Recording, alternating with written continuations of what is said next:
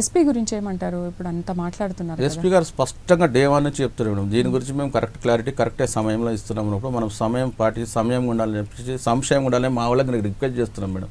ఎందుకంటే నేను మొదటి నుంచి చెప్తున్నాను మేడం, మాకు నమ్మకం ఉంది మేడం. ఎందుకంటే అక్కడ జరిగిన సమాచారాన్ని బట్టి మేడం ప్రభుత్వాలు చాలా అలర్ట్గా ఉన్నాయి. అక్కడ ప్రభుత్వం కానీ ఇక్కడ ప్రభుత్వం దీన్ని సరైన నివేదిక ఇవ్వాలని చెప్పేసారు. కాబట్టి మేము ఆశిస్తున్నాం మేడం, తప్పకుండా మాకు న్యాయం జరుగుతుంది, సరైన సమయంలో దీని గురించి మాకు సరైన రిపోర్ట్ వస్తుందని ఆశిస్తున్నాం. ఈ వీడియోలు మేమేం విడుదల చేయలేదు అని అంటున్నారు. మరి అసలు ఆ వీడియోలు ఎక్కడి నుంచి వచ్చాయి?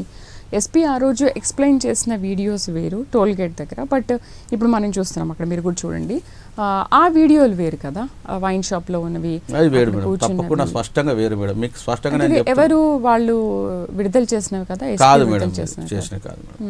ఎవరు తీసారు అనుకుంటున్నారు మీరు ఈ వీడియోస్? ఐడియా లేదు మేడం దీని గురించి. అందుకే మీకు స్పష్టంగా చెప్తున్నాను, వాళ్ళే చెప్తున్నారు ఆ ఒక హెల్మెట్ పైన జావా అనేది ఉన్నది. కానీ ఈయన ప్రవీణ్ పగడాల గారి హెల్మెట్ పైన స్పష్టంగా జావా అని ప్రింట్ ఉంది మేడం. మిగతా మనకి ఏదైతే ఈ మీడియాలో చూపించే వ్యక్తి హెల్మెట్ సేమ్ కలర్ ఉన్నట్టు, బట్ ఆ ఒక లోగో లేదు మేడం.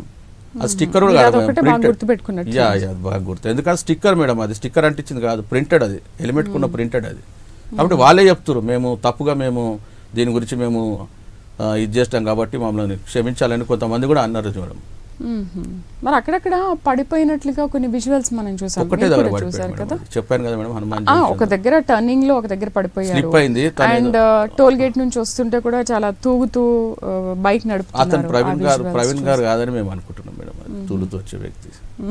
ఎందుకు కాదనుకుంటారు? ఎలా కాదనుకుంటారు మీరు? తూలుతూ ఎలాగ వస్తాడు మేడం? ఆ వేలో వెళ్ళలేదా, లేకపోతే ఆయనకు అంత అవసరం లేదంటారు? ఆయనకు అంత అవసరం ఏమి మేడం, తూలుతూ వెళ్ళే అవసరం లేదు.